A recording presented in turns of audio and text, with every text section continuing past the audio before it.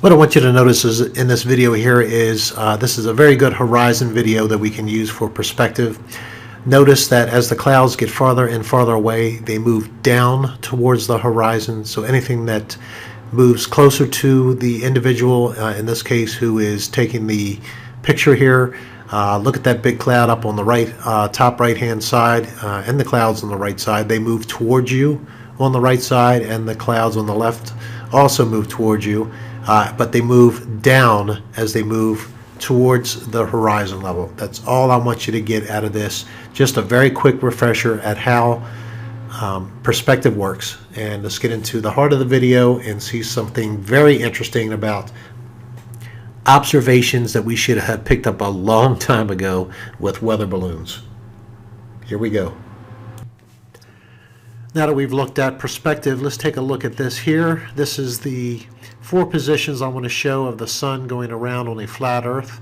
The green object at the bottom, that is the observer. So I'm trying to show this from the observer's perspective. But we lose something here when we're looking at it from a top-down viewpoint. So let's go ahead and rotate this. And now let's take a look at the sun, how the observer would see it, the person in green, as the sun got closer and farther away in a 24-hour period. Correct? Now we know that the sun actually hits a vanishing point. However, if you could see that sun the whole way, this is what it would do. It would have this rising and lowering effect, just like we just saw with perspective with the horizon that we understand. So this is what we would expect to see on a flat earth, with the sun moving in a circuit around the earth in a very tight circle in a 24-hour period. So now that we've taken a look at this, let's take a look at what science says the model is. So here we're going to show the sun and the earth, and the sun, in this case, being 93 million miles away and not moving, and the earth in this case is the one that's rotating. And here we have the observer in white at the end of this rotating stick here, and I'm taking the earth away so that you can see exactly what happens when a balloon is in the air. It doesn't matter. Once the balloon is up in the air, you can do whatever you want with the earth. It doesn't matter. The tilt of the earth doesn't matter anymore. Nothing matters anymore. Why? Because the balloon is up and independent of its own. It's just out in space. Correct? It is independent and on its own. Now, the reason why I'm still showing the rotation here is so that you can see that it's going to no matter what time of day or night, or depending on the time of day or night, will depend on its little variation as far as how it's facing the sun or not. And at 93 million miles, we have now the balloon is only going to change by what? The diameter of the earth. So at some point during the day, it's going to, let's give it 8,000 miles. It's going to be 8,000 miles closer to the sun when the white dot there is in the position closest to the sun, and it's going to be 93 million miles plus 7,000 or plus 8,000 miles farther away. Now let's look at this on a scale. We're changing by 8,000 miles in respect to 93 million miles in one day.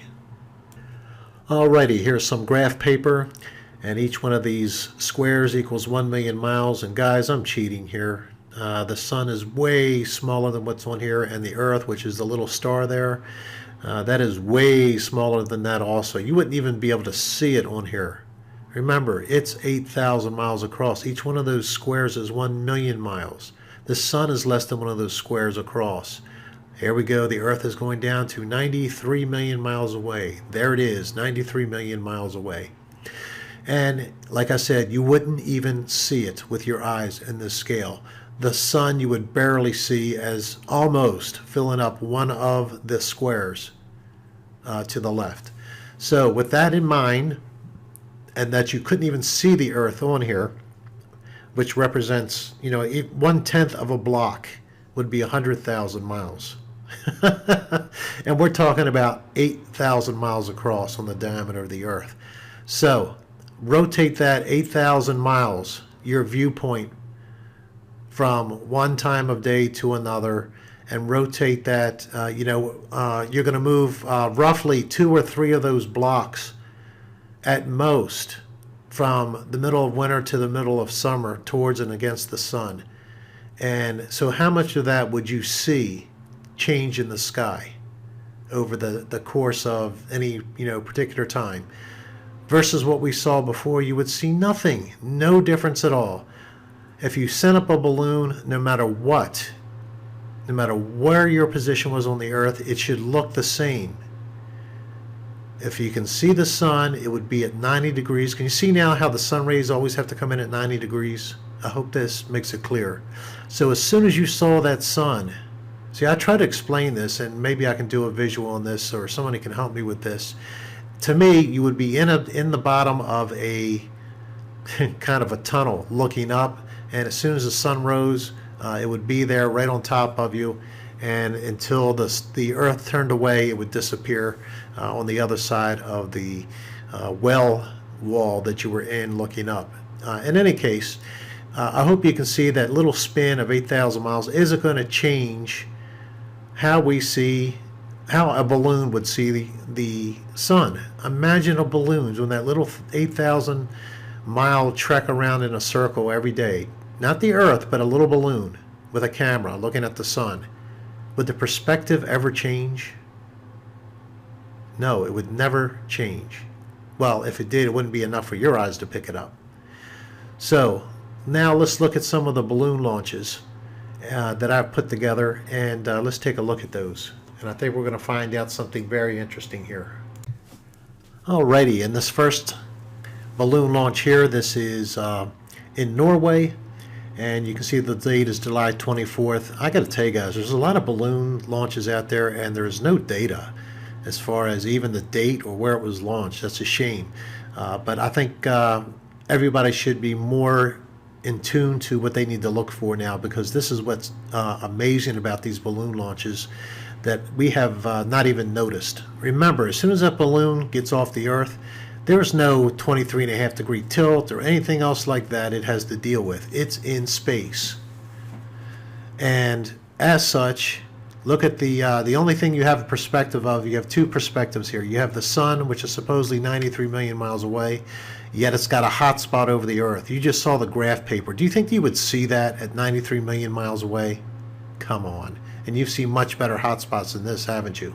In any case, the perspective you have here is the Earth from Norway in July. Now, I want you to remember the two animations we had. The first one was the one going around a flat Earth where we would have the sun higher or lower in the sky depending on how close it was to you. And the second one with the graph paper, as far away as the sun was, it didn't matter, did it? It wasn't going to change anything. It's just way too far away, and you're not turning enough for it to make any kind of difference. So let's take a look at the next balloon launch, which is becoming a lot more valuable than I thought. And that is my own balloon launch. The Phoenix, Arizona launch that we did September 27th, and I keep getting confused on the date. Maybe it was the 28th. I remember for a long time I had the date wrong, so I think we actually did it on the 27th. And anyway, this is my balloon, and this was roughly, well, the altitude stopped at 34,000 feet. This might have actually been much higher than that. I just don't know because, like I said, you remember the results there. In any case, Phoenix, Arizona, and again, there's the sun. It's barely actually in the picture with the obviously flat Earth under it, but you can see there. Notice also the angles of the sun rays in all these different videos. There's nothing obscuring it, nothing for the sun rays to be split up with, and yet you got all these sun rays coming at different angles, and yet they're supposed to always come in at 90 degrees, correct? Yeah, right. All right, let's take a look at the next one. All right, this is the Texas Panhandle, and this is also in July, and you can see how that turned out there. So again, notice all the different things here. Notice the Earth, the perspective to the sun. Note the two different ways that science says we're at 93 million miles, and we showed the perspective of the other way.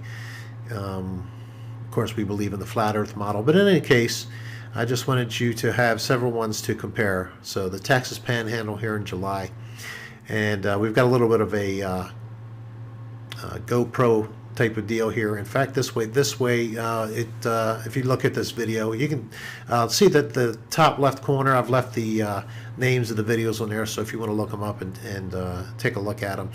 This is one of those GoPros where it goes convex, concave, and flat, depending on what's happening with the balloon. Again, this is an excellent view of all the different angles of the sun rays coming in. And last, and probably actually least here, we have a balloon launch which had panoramic views of the sky. And believe it or not, the moon was in this one. They caught the moon and the sun in a panoramic type of capture. Now, there is one problem with this using a panoramic lens.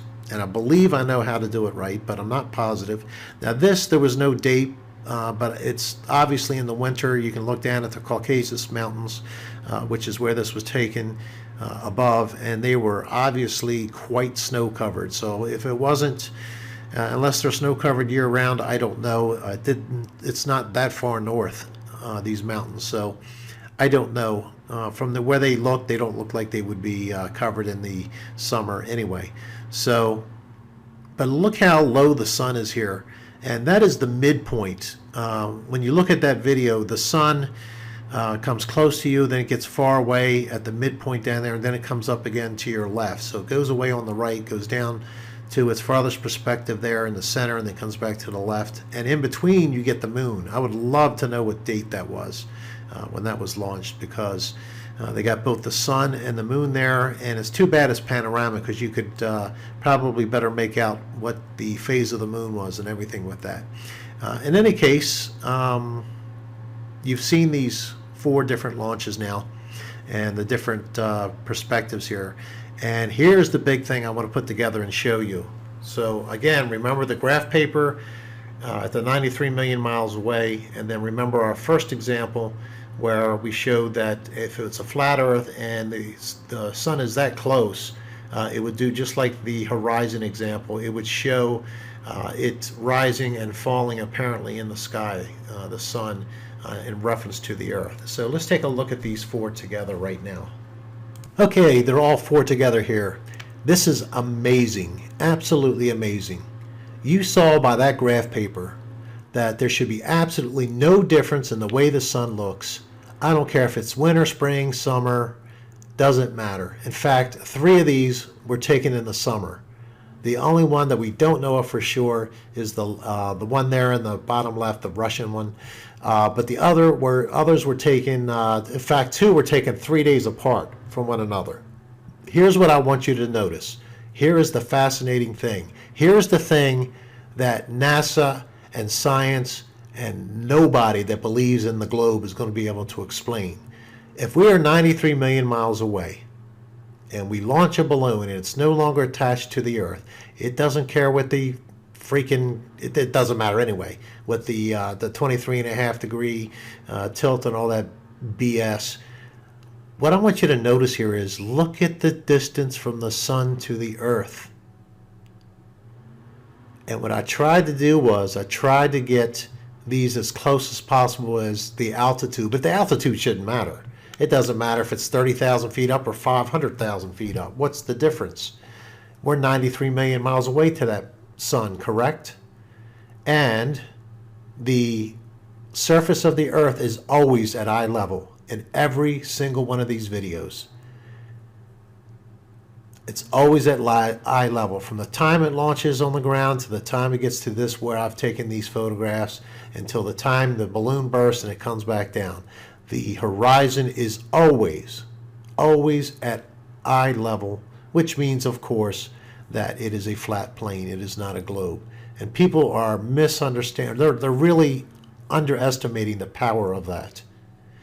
But in any case, look at the difference. Look at the Russian one, which I think was in the winter and would be the farthest away from the sun if that's the case. Look how low that sun is to the horizon. And you can go back and look at these 4 that I just showed you so that you can see the big picture.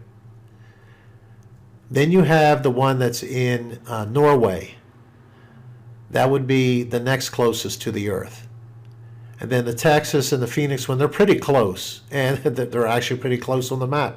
Now, of course, the time of day would make a difference if the sun is close, and that's where we need to get some data from some of these other balloons. And I hope everybody else starts keeping better tabs of when they were launched and the different times they're up there and what time of day and just everything. But I can tell you that the Phoenix picture was taken roughly 9:30 or 10 local time. The Texas Panhandle picture that you see there was taken about 11 a.m. if I've got everything there correct, about 11 a.m. there. So they should be relatively the same, with Texas being slightly higher because it was in the Texas Panhandle. That is farther away from where the sun is in relation to where it goes around the Earth. So, and that works out. The Texas one is a little bit farther away than the Phoenix one. All four of these happen to work out.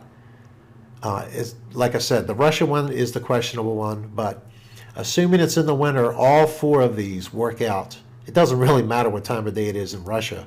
If it's in the winter and you look at it on a flat Earth map, the sun would be the farthest away. And this is an amazing thing, I think. So, to me, this shows that 93 million miles away, all four of these pictures, I don't care what time of day it is, as long as that sun is there, it doesn't matter. It doesn't matter where it is on the Earth. At an 8,000 mile difference with 93 million miles, how can you explain all these differences in how high the sun is to the horizon? You can't do it. And when you look at these different videos and everything, you'll see that the ground looks the same. It's not that we have cameras that are much more zoomed than the others or anything like that. In fact, the only camera that is not out of the ordinary here, or that is out of the ordinary, is the Russian one, because it's using a panoramic type thing. But go and look at that video, because even when it's coming down the sides, it's still closer to the Earth than these others. All of these four match up with what you would expect to see on a flat Earth. At 93 million miles away, these pictures should be identical. The sun should be identical distance above the Earth, and it should look the same way distance from the Earth, and there should be no hot spots on the Earth. How do you get a hot spot at 93 million miles? Now you've got some kind of perspective of the real distance and the real sizes we're dealing with at those distances, the relative sizes. I mean, you got to be really seriously into your own denial and getting into your own mental health issues to start denying this now. These are things that we can see every day now, that if we just start looking at it from a different perspective, you can say, hey, yeah, why should we ever see a difference at 93 million miles? What's the difference if it's 9 a.m. or 2 p.m.? As long as that sun's above the horizon, it should look exactly the same. It should always look the same distance away from the Earth, shouldn't it? Yes, it should. To me, this is a visual proof that the Earth is flat and that the sun goes around the Earth. It's the only way you can get these kind of different pictures. Do it with it what you would. There will always be the deniers. But let's just keep throwing up the proof, guys. Oh, and I wanted to thank, I was really kind of bummed out the other day, and I went and I happened to notice, guys, by the way, I'm not hardly ever looking at the comments anymore, and I got to do another video to explain some things that are going on, what I'm doing. But I happened to go to the video where I was talking about support for the channel, and there were people on there that hate me so much that they were lying, making all kind of lies about how I left my job and all these kind of different things. And it dawned on me, it's like, if they hate me that much, then if I give up and quit doing this, that's just going to make them happy. So they have really motivated me to keep going here. So with that, I'll end this video. To me, this is fascinating stuff. We just got to get more videos compiled together with the date, time, and then we can draw it on the flat Earth and say, okay, this is how far away the sun would be on a flat Earth. Because the sun's always the same distance away on the other model. I mean, the only difference is if it's the middle of winter versus the middle of summer, the sun should be a little bit closer, 2 or 3 of those little blocks closer in January versus July. So, these Texas Panhandle and Phoenix ones, and all but the Russian one, the sun should have been close, according to the globe model, according to the heliocentric model. So by 3 million miles or so, big deal, if it's even that much. In any case, that's the end of this video. Hope you enjoyed it, guys. This is, I mean, these things are right in front of us. How many more things are right in front of us that we're just missing? Thanks, guys. I appreciate your help and your feedback and all that. Take care, guys. Bye.